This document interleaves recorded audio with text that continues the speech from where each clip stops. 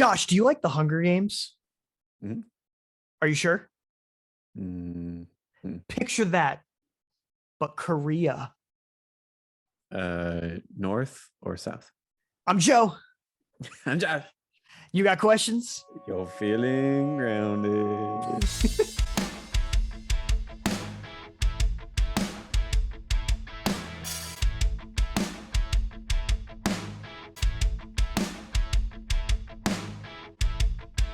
Welcome to Feeling Grounded with your hosts, Josh and Joe. So what we want you all to do right now is subscribe to Feeling Grounded Podcast, like this video, and share this video to any person that you think might enjoy this content. Also, follow us at Feeling Grounded Podcast. That's at Feeling Grounded Podcast on Instagram. Third time's the charm, at Feeling Grounded Podcast. Also, become a patron. On Patreon, you guys will be able to see exclusive content that Josh and I love to put out there. Love to put that out there so that you guys can see us react to a bunch of things. I won't go too far into detail about that because that's your journey. Your journey is to feel grounded, right, Josh? That's right. Yeah, because questions are what make us insert a really inspirational quote that I can't really think of at this point. The more you know. Leave a question, you dingus. Why should you leave a question or a comment? It's because it boosts us in the algorithm. Also, when you like this video, that also boosts us in the algorithm too. And when you subscribe too, it shows us that we're getting popular, which we would appreciate. Entertainment. Where's the entertainment, guys? The show that has been TV miniseries that has been taking the world by storm came out mid-September called Squid Game. I have heard about this. Right about now, I have not finished watching the entire series. We're only going to talk about the first half, almost episodes 1 through 4. It's a 9-episode miniseries that came out mid-September, and this is basically me explaining it to you because you asked for it. Yeah, and well, I didn't ask for it, no, but I have not seen it, and I will probably not watch it. Okay, well, I'm on that side that's like, you know, my goal is to convince you. I said the same exact thing, but my sister, I started watching this last weekend with my family, and my dad, who doesn't really like foreign films or foreign TV, he was sucked into this thing. So maybe. I heard it's #1 Netflix show of all time. Yeah, and it's only been out for like a month. Let's see if I can convince you. So the basic plot is about a group of people in basically terrible debt. They don't, for the most part, don't know each other. They're kind of swooped into this game. They're forced to play in a sort of like Hunger Games, like I said before, but these games are children's games. And you'll see where I'm getting at in a little bit. And it's all for a chance to win an exorbitant amount of money. And obviously this is South Korea, so it's the won. So in total, there are 456 participants, and they're given a number to identify them. People don't really know the person's name unless they reveal it to the other characters. Is it numbered like 1 to 456? Yes. Okay. Like 001 for the man right there. You get it. So the protagonist is 456. His name is Song Ji-hwan. I believe that's how you pronounce it. But 456, when we meet him before the games even start, he's like this gambling addict. You know, he lives with his mom, kind of a loser. He's playing the game that he gets sucked into at the very end of episode 1 to win money to pay off debts and get custody of his daughter, pay off potential hospital bills for his mother, who we later find out is... I'm only at finished episode 5, so that's where I'm at right now.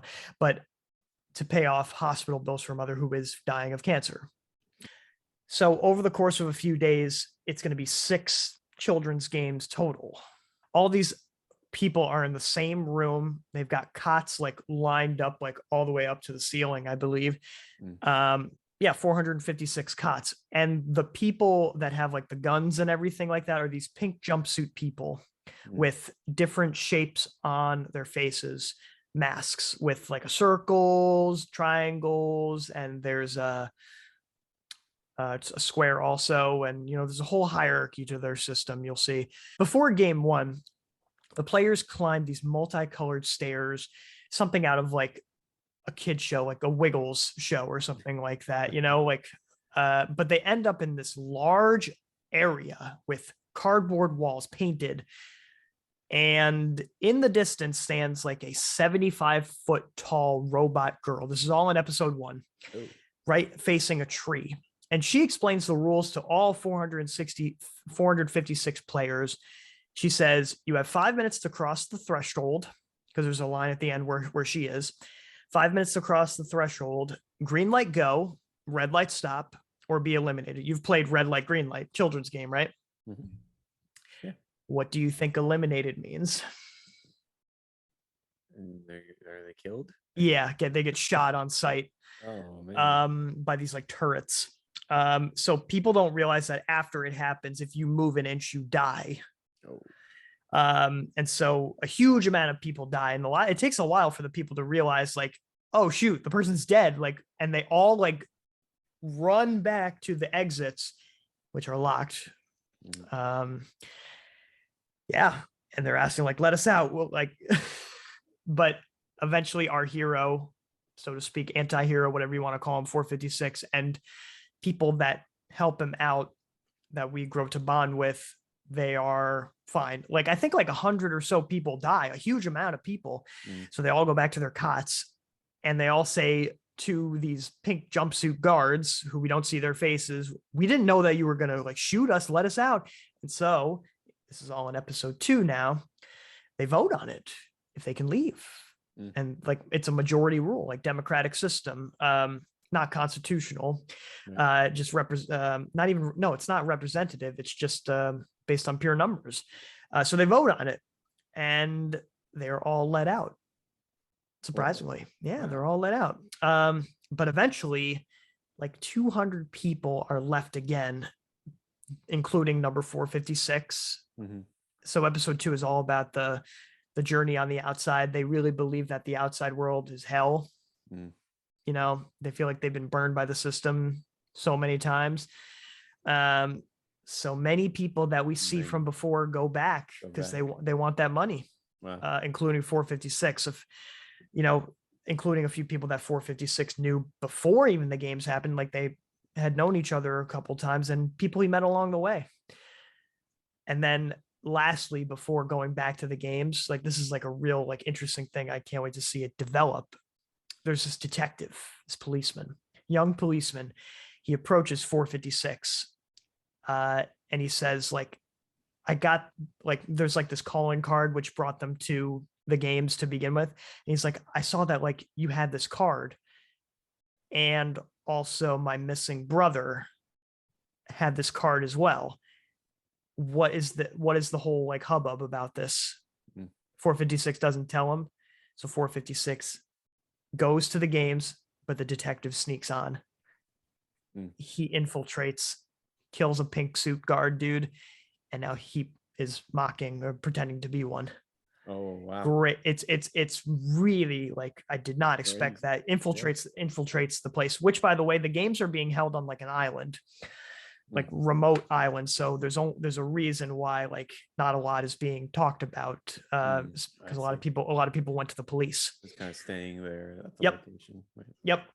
Which is an interesting dynamic, the Hunger Games. Everybody was tuned in, but now this is just discreet. So what's the purpose? I don't know. So it sounds pretty cool. I mean, it's kind of like a battle royale kind of concept. I think that the children's game is definitely kind of an interesting thing. Yeah, I've seen like pictures and memes of this giant robot chick baby thing. yeah. And it kind of weirds me out, but no, it freaked me out, man. Yeah. Well, that's the intention, right? Yeah, it gives you also, like, once these episodes start to unravel a lot more information, it gives you like a specific dynamic into the operations of these games as well. When you have the detective go in and infiltrate the system, we get to see some behind the scenes stuff. Right. The workers, like I said before, they have like these pink hazmat suits on, with masks on with different shapes on them: circle, triangle, square. And I'm excited to see what happens more and to tell you a little bit more. So in episode 3, not just the games are being showcased, it's also like internal politics with the players too in that one room, which is interesting.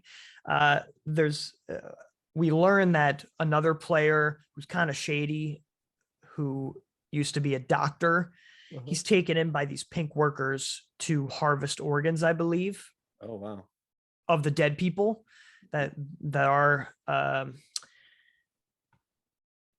tragically killed.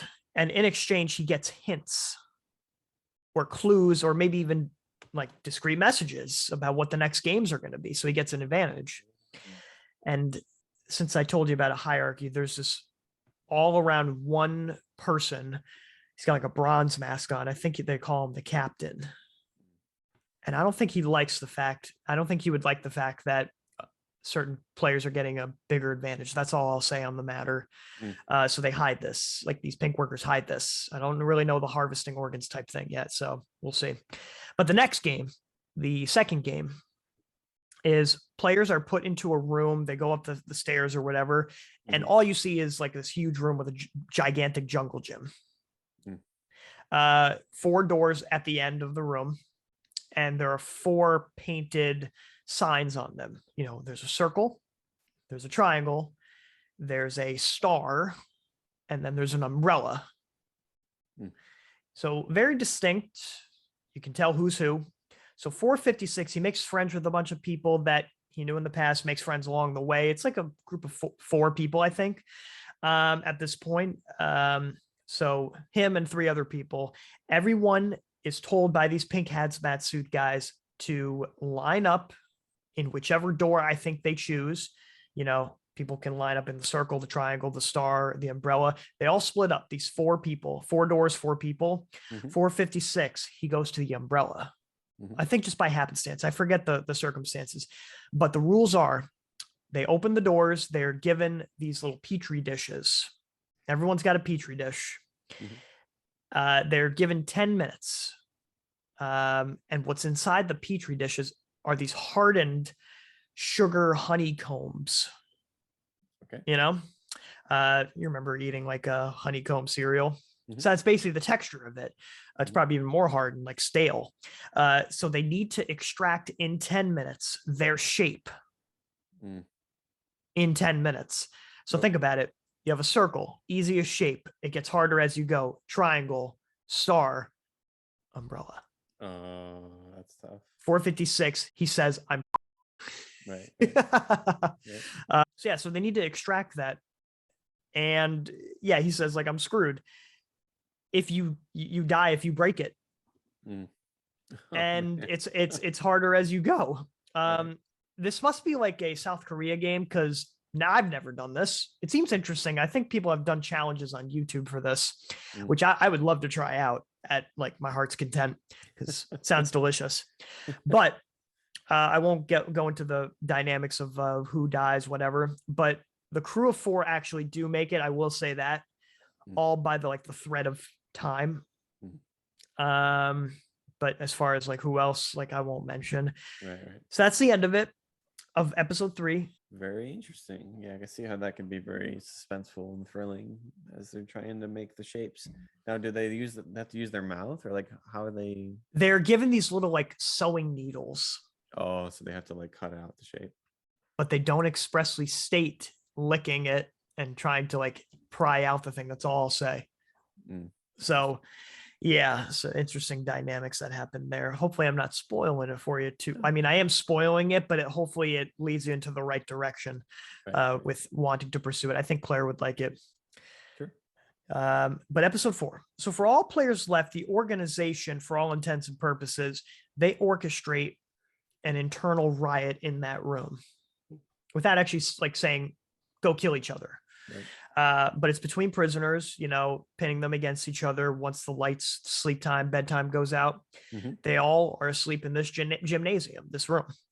And they all start to turn on each other. And it's clear that the strongest player, because at this point you have a sense that people have started bonding with each other and started forming groups. I mean, it's like a couple days in. So it's clear that the strongest player, who's this criminal mobster, I think his name is Duck Sue, he's bad news. He gets a crew of people, also maniacal as well, to kill some of the other players. They kind of feed into this and just say, this is our chance. So Duck Sue's his name, got a tattoo on like his neck, real bad news right now. So the players who made it out, I think it's like there were 107 players before the riot. Now it's down to like 80. Yeah, very suspenseful. So the next day, the third game begins. Players are brought to this single room with a huge tall ceiling, and they're told they will have to operate as teams of 10. Now, 456, his crew doesn't have 10 people. It's like 4 at this point. I think they have one girl, so it's like a group of 5, and they're not on like the best of terms. I won't go into too specifics, but they need 5 more people.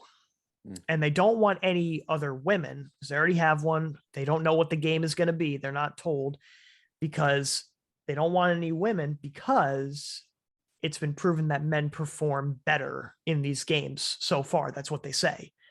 But just based on circumstances, they have no choice but to pick 2 more women. So in this game, which I'm about to reveal to add up the stakes, 456 has a bond with this other player 001, who's an old man, really frail, like 90-year-old man. The old man from the memes, right? Very cute, adorable old man. But they have no choice to pick up 2 more women. So it's filled with a couple men, but then 3 women and an old man. But Duck Sue, that mobster, all strong men. And just guess the game. What do you think it could be right now? It is an American game. Something muscly. Okay. I'm assuming lifting or football. Think childhood games. I mean, I don't know. Okay. Tug of war. And that's where I will leave it for part 2. It's really cool, suspenseful, thrilling. Sounds neat. It's an interesting storyline. Though I will say, and I think I'm trying to at least capture some essence of this, after every episode, it makes you want the next one. Yeah, I bet. So there's always like a cliffhanger or something you're excited to see. But you could probably easily see it like within the first 5 minutes. So if you need to take a break, just watch those 5 minutes and then like go eat dinner or whatever the heck you were going to do. So it's tolerable because it makes you angry, but in a good way. So I highly recommend the people that are watching this, including my boy Josh over here, watch it. I am excited to see where this goes, just for the internal politics of the people in the games and also the people working on the games, plus also the detective. I'm excited to see where this goes. I know more than Josh about this right now because I watched the next episode afterwards. So I didn't really feel like talking about it, mostly because I didn't write any notes on it. Right. You know what, Joe? I wasn't gonna watch it, but you've convinced me. I will watch it this week. Good. How long are the episodes? Are they like an hour? What I have heard is, well, at least these first 4 episodes are about an hour. But I heard that some are less than an hour. I can't speak to that. I don't know. Okay. So we will see. Usually they're in like an hour, these types. Now my question is, are there squids in it? I don't know. I don't know. Why is it called Squid Game? I don't know. Even I don't know. It's a mystery. There's got to be squids. But I will tell you this. Apparently, there is opportunity for a season 2. It's a very high budget season 1. So I heard that since this is a very popular show, it could be renewed. It might take until 2023, I've heard, but yeah. Yeah, I mean, it was fun making buku bucks from everyone in the universe watching it. Yeah, including Josh. Yeah. The future is inevitable, but let's travel back in time. Timeline. So October 27th, 1682, the city of Philadelphia was founded. Christopher Columbus sailed the ocean blue. No. The city of Philadelphia was founded by Mr. William Penn. Brotherly And love. yeah, brotherly love. Speaking of brotherly love, love you, man. Clink.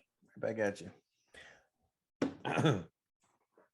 So founded by William Penn. So Penn received the land as payment to fulfill a debt that he had with King Charles II, and who owed Penn's father. But this temporarily, not a lot of people remember this from their history books, but it was temporarily the capital of the United States in the 1800s before what we know of today as our capital.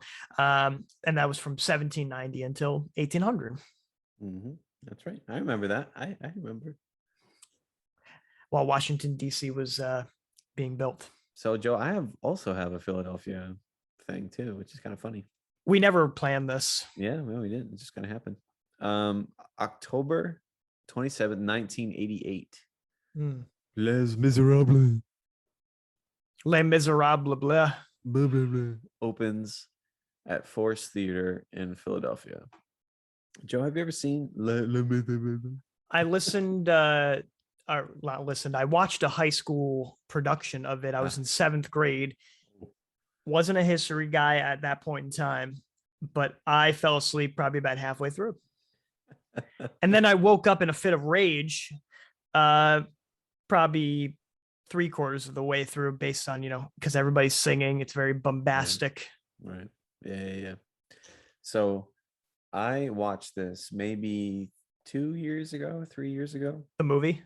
Yeah, the movie, the Hugh Jackman. Everyone, I waited a long time. My whole life, I heard, oh, it's the best musical you've ever seen. That's like all I heard my whole life. Including your own family, right? Yeah, my own family. Let's say, Josh, you have to watch this. You're gonna love it. You're gonna love this musical. My wife, her family, even some of my family. And then I watched it. And you know what? I didn't like it. Shocker. I didn't like it. I'm sorry. I'm not on that team. I thought it was dumb. Not dumb. I will say some of the music is catchy. I appreciated it. Yeah. I dreamed a dream. Yeah, that's a good one. Yeah. But the story, I think, is so dumb. And it's so depressing. Everyone just dies and offs themselves. And then it's over. Like, and there's not a I mean, there's a kind of redemption at the end, but still, it's like, I did not like it. It was not a nice experience. Would it be better as a comedy? Honestly, probably. Yeah, that's what we should. That's what people should do. They should make a parody of that, like a Weird Al parody of Les Miserables. That would go over so well. Joe, let's do it. You wanna? You and me. We'll do this. That would require me actually to watch the thing. Yeah, so that happened 1988, October 27th. A crappy musical that the majority of the world loves. Congratulations, Les Miserables. You ruined the 80s.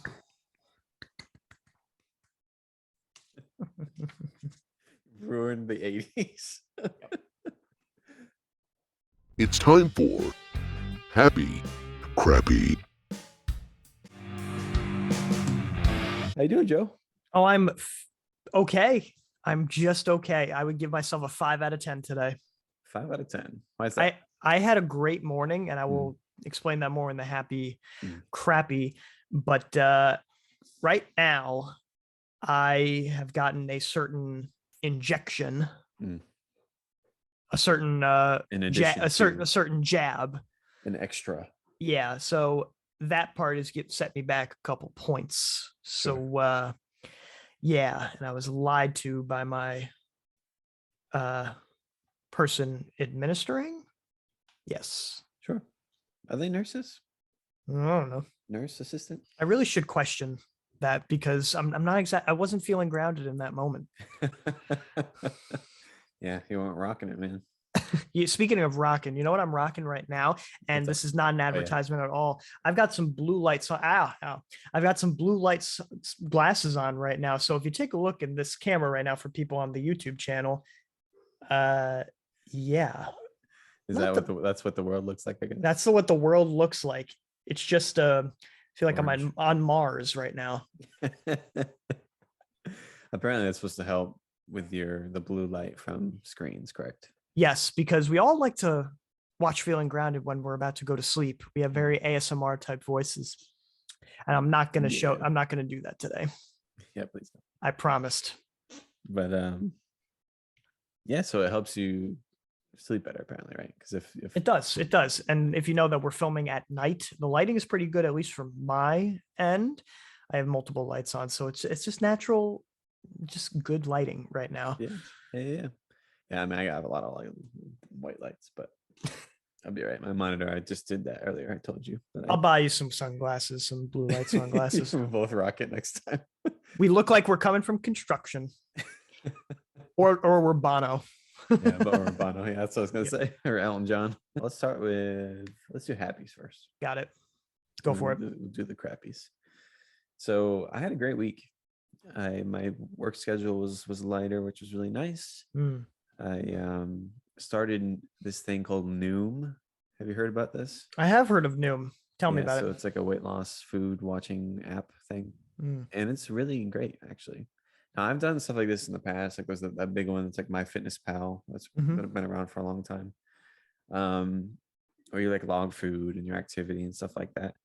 But what I like about this is it's similar to that, but then it also has articles every day that you can read or listen to.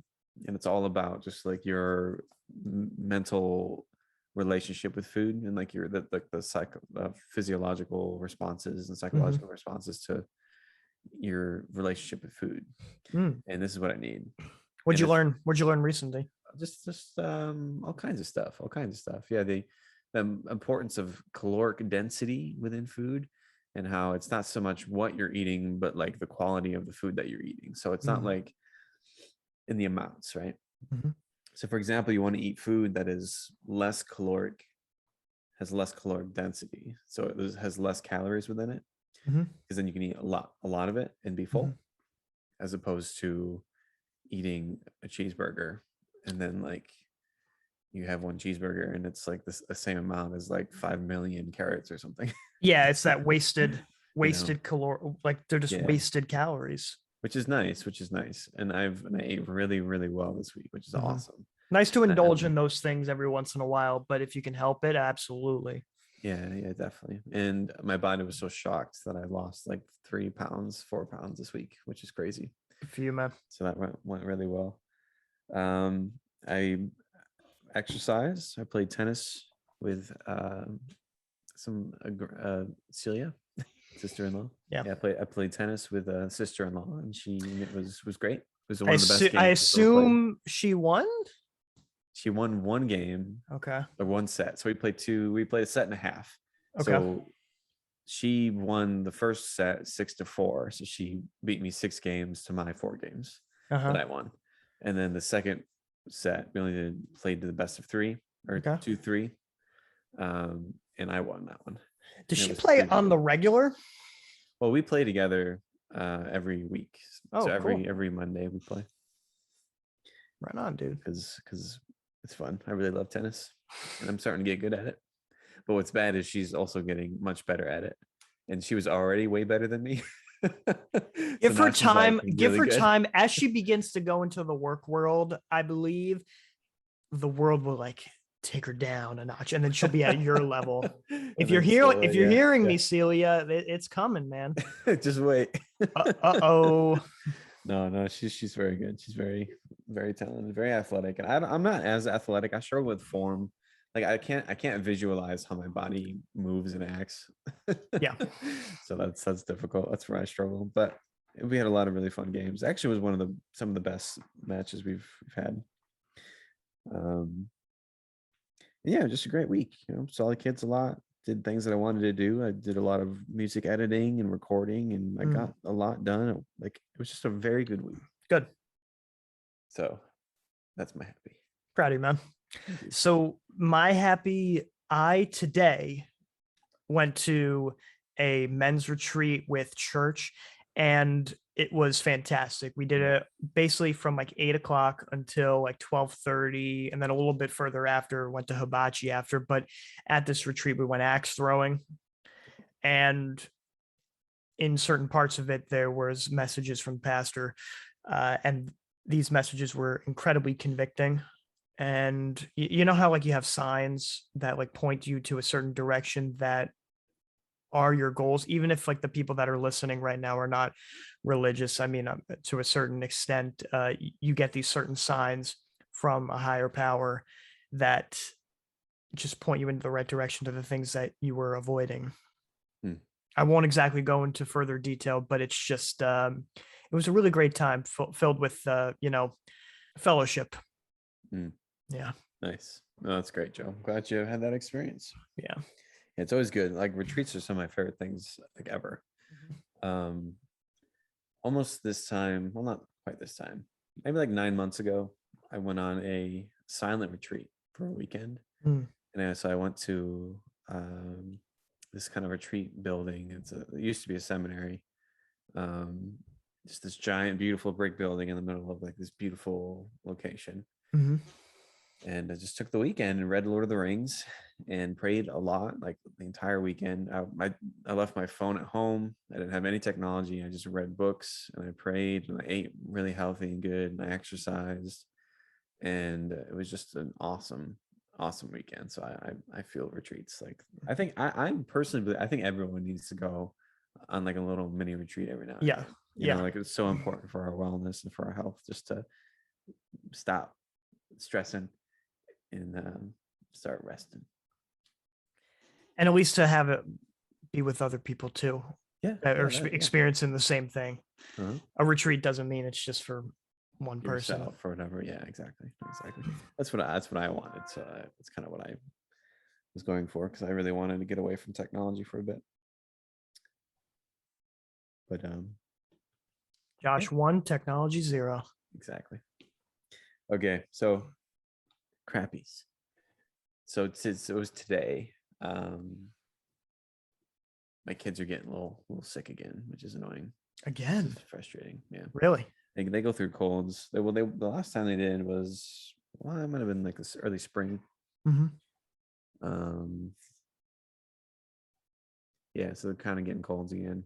We thought it was because they were teething, because I guess sometimes when babies teeth, they get feverish and runny noses. Interesting. And that's what they're not feverish, but runny noses and coughs. Right. So we're just nervous that we're all going to get sick because of our proximity. But yeah, so John was sick yesterday, and today it's John and Grace, and then Eli, tomorrow will be might be Eli. I hope not, but I'm hoping it stops. I took a lot of vitamin C today because I'm worried about it. Good for you, brother. But it should be okay. Yeah, but it's just a small thing, because they're all still sleeping well. They're great and all that. It's just they've got runny noses and coughs, crying a little bit, sniffly, just a little extra whininess. But well, in that same theme of sickness, I got the booster yesterday, and I feel kind of like excrement, to put it bluntly. Yeah. And I was told by many individuals that I would be fine today, which I was at the very beginning of the day, hence the retreat.